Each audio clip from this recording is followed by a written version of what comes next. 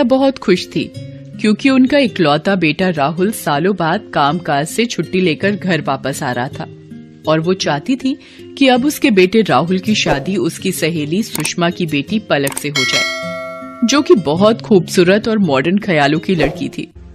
उसे अपनी खूबसूरती का बहुत घमंड था। जया और पलक दोनों घर को सजाने में लगी थी कि तभी अचानक दरवाजे की घंटी बजती है। जया जल्दी से जाकर दरवाजा खोलती है और जया और पलक की आंखें फटी रह जाती हैं क्योंकि राहुल शादी करके अपने साथ अपनी पत्नी राधा को लाता है। माँ, ये राधा है, आपकी बहू। राधा जया के पैर छूती है। राधा को देख जया एकदम चिढ़ जाती है क्योंकि उसका रूप रंग एकदम काला होता है और वो एक साउथ इंडियन लड़की थी। पहले जया अपने बेटे राहुल से थोड़ा गुस्सा होती है, लेकिन फिर राहुल और राधा का स्वागत करती है। राधा बोली, अयो माँ जी, आपका घर तो बहुत सुंदर है जी। राधा का काला रंग रूप देखकर जया की सहेली सुषमा हंसते हुए ताना मारते हुए कहती है, हाय राम जया, तू तो कहीं मुंह दिखाने के लायक ही नहीं रही। बहुत कहा करती थी ना तू कि तू अपने बेटे के लिए चांद का फूल लाएगी, लेकिन तेरा बेटा तो काला लंगूर उठा लाया है। चल बेटी पलक, अब यहाँ रुकने का कोई मतलब नहीं। ताना देकर सुषमा वहाँ से चली जाती है। सुषमा का ताना सुनकर बेचारी राधा को बहुत बुरा लगता है और जया भी अपनी बहू के सांवलेपन की वजह से उसे नापसंद करने लगती है और उससे चिढ़ी चिढ़ी रहती है।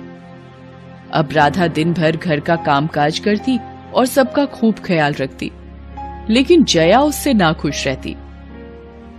अरे ओ महारानी, कहाँ मर गई? सुबह सुबह नाश्ता मिलेगा या नहीं? थोड़ा जल्दी जल्दी हाथ पैर चला, काम चोरी तो कोई तुझसे सीखे वाला। अयो हाँ माँ जी, अभी लाई जी।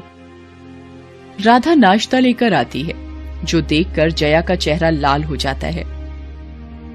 ये क्या बनाकर लाई है करमजली? वो माँ जी, ये हमारे तरफ का खास डिश है जी। ये पुट्टू, ये उपम, ये वड्डा सब आपके लिए खास बनाया है जी। आपको पसंद आएगा जी, आप एक बार खाकर तो देखिए। हाय राम, आज तो भूखा ही मारेगी ये मद्रासन। जाकर मेरे लिए कुछ चाइनीज बना कर ला, ये सब तो मेरी नौकर भी ना खाए। राधा रोते हुए बोली, अयो माँ जी, माफ करना, पर वो सब तो मुझे बनाते नहीं आता जी। हाय राम, ना जाने किस पाप के बदले ये मनहूस मेरे गले पड़ गई। चल हट, अब जा यहाँ से, मुझे किटी पार्टी में जाना है। जया जानबूझकर बार बार मौका ढूंढकर राधा की बेइज्जती करती ताकि वो परेशान होकर घर छोड़ दे। एक शाम राधा शॉपिंग से अपने लिए कुछ कपड़े और गहने लाती है और खुशी खुशी अपनी सास जया को पहनकर दिखाती है। अयो माँ जी, ये कपड़े और गहने कैसे लग रहे हैं जी? कल उनके साथ ऑफिस की पार्टी में पहन कर जाने के लिए। आए हाय, ये कपड़े और गहने तो बहुत अच्छे लगेंगे, लेकिन तेरे जले हुए चेहरे पर नहीं, मेरे खूबसूरत चमकते हुए चेहरे पर, समझी? ला दे ये मुझे। बड़ी आई तैयार होकर पार्टी में जाने वाली, इसे पहनकर आज मैं किटी पार्टी में जाऊंगी। अयो माँ जी, ठीक है जी, ये सब आप पहन लीजिए, लेकिन मैं भी चलूं क्या आपके साथ किटी पार्टी में जी? जया ताना मारते हुए बोली, तुझे अपने साथ ले जाकर मुझे अपनी बेइज्जती नहीं करानी। मैं और पलक जा रहे हैं, तुझसे लाख गुना खूबसूरत है वो।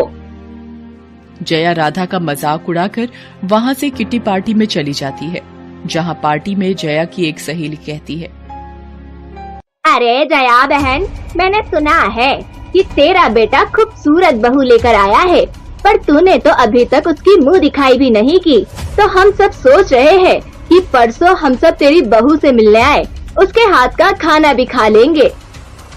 लेकिन वो बात वो है कि अब बात कुछ नहीं, हम सब परसों आ रहे हैं तेरी बहू की खूबसूरती देखने।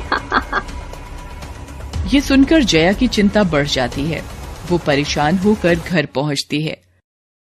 हाय राम, अब क्या करूं? क्या करूं? मुंह दिखाने में तो सबको पता चल जाएगा कि ये कलमुही मद्रासन मेरे घर की बहू है।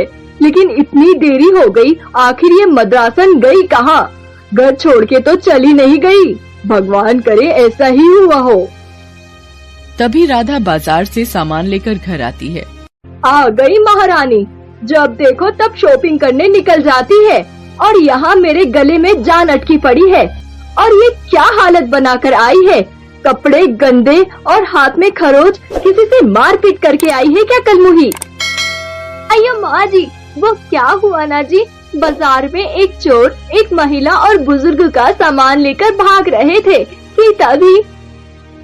अच्छा ठीक है समझ गई।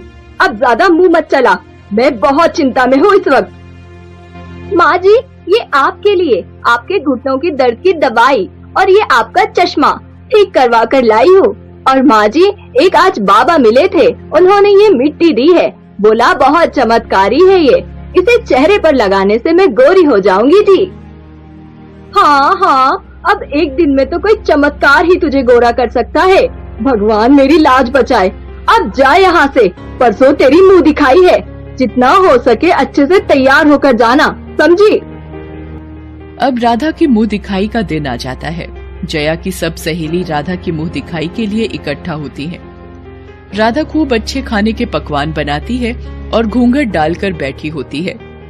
जब जया की सहेली गीता राधा का घूंघट उठाती है तो चमत्कार हो जाता है। राधा बहुत खूबसूरत लग रही होती है, बिल्कुल गोरी परियों की तरह सजी हुई। राधा की खूबसूरती देखकर सब हैरान रह जाते हैं। अरे जया बहन, ये तेरी बहू है।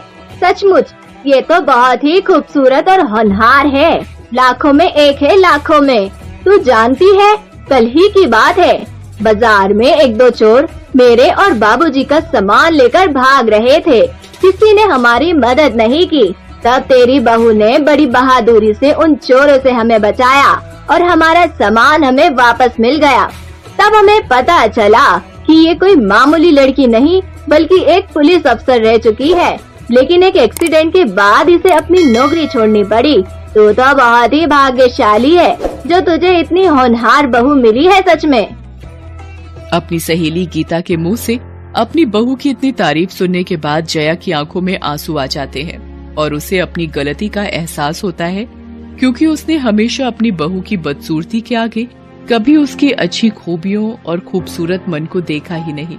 और इसके बाद अब जया और राधा खुशी खुशी मिलजुल कर प्यार से रहने लगे और साथ ही किट्टी पार्टी में भी जाने लगे। तो दोस्तों, देखा आपने, इसलिए कहते हैं कि इंसान की खूबसूरती उसके तन से नहीं बल्कि उसकी अच्छी खूबियों और मन से होती है। अब मिलते हैं आपसे अगले वीडियो में। नमस्कार।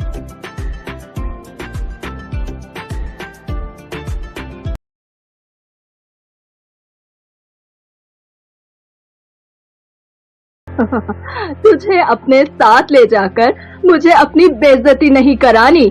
मैं और पलक जा रहे हैं, तुझसे लाख गुना खूबसूरत है वो। जया राधा का मजाक उड़ाकर वहाँ से किट्टी पार्टी में चली जाती है, जहाँ पार्टी में जया की एक सहेली कहती है, अरे जया बहन, मैंने सुना है कि तेरा बेटा खूबसूरत बहू लेकर आया है, पर तूने तो अभी तक उसकी मुंह दिखाई भी नहीं की। तो हम सब सोच रहे हैं कि परसों हम सब तेरी बहू से मिलने आए, उसके हाथ का खाना भी खा लेंगे। लेकिन वो बात वो है कि अब बात कुछ नहीं, हम सब परसों आ रहे हैं तेरी बहू की खूबसूरती देखने। ये सुनकर जया की चिंता बढ़ जाती है। वो परेशान होकर घर पहुँचती है। हाय राम, अब क्या करूं? मुंह दिखाने में तो सबको पता चल जाएगा कि ये कलमुही मद्रासन मेरे घर की बहू है। लेकिन इतनी देरी हो गई, आखिर ये मद्रासन गई कहाँ? घर छोड़ के तो चली नहीं गई। भगवान करे ऐसा ही हुआ हो। तभी राधा बाजार से सामान लेकर घर आती है। आ गई महारानी। जब देखो तब शॉपिंग करने निकल जाती है और यहाँ मेरे गले में जान अटकी पड़ी है। और ये क्या हालत बनाकर आई है? कपड़े गंदे और हाथ में खरोच, किसी से मारपीट करके आई है क्या कलमुही? अय्यो माँ जी, वो क्या हुआ ना जी, बाजार में एक चोर एक महिला और बुजुर्ग का सामान लेकर भाग रहे थे कि तभी। अच्छा ठीक है समझ गई, अब ज्यादा मुंह मत चला, मैं बहुत चिंता में हूँ इस वक्त। माँ जी, ये आपके लिए आपके घुटनों की दर्द की दवाई और ये आपका चश्मा ठीक करवा कर लाई हूँ। और माँ जी, एक आज बाबा मिले थे, उन्होंने ये मिट्टी दी है, बोला बहुत चमत्कारी है ये, इसे चेहरे पर लगाने से मैं गोरी हो जाऊंगी जी। हाँ, अब एक दिन में तो कोई चमत्कार ही तुझे गोरा कर सकता है, भगवान मेरी लाज बचाए। अब जा यहाँ से, परसों तेरी मुंह दिखाई है, जितना हो सके अच्छे से तैयार होकर जाना, समझी। अब राधा की मुंह दिखाई का दिन आ जाता है। जया की सब सहेली राधा की मुंह दिखाई के लिए इकट्ठा होती हैं। राधा खूब अच्छे खाने के पकवान बनाती है और घूंघट डालकर बैठी होती है। जब जया की सहेली गीता राधा का घूंघट उठाती है तो चमत्कार हो जाता है। राधा बहुत खूबसूरत लग रही होती है, बिल्कुल गोरी परियों की तरह सजी हुई। राधा की खूबसूरती देखकर सब हैरान रह जाते हैं। अरे जया बहन, ये तेरी बहू है, सचमुच ये तो बहुत ही खूबसूरत और होनहार है, लाखों में एक है, लाखों में। तू जानती है, कल ही की बात है,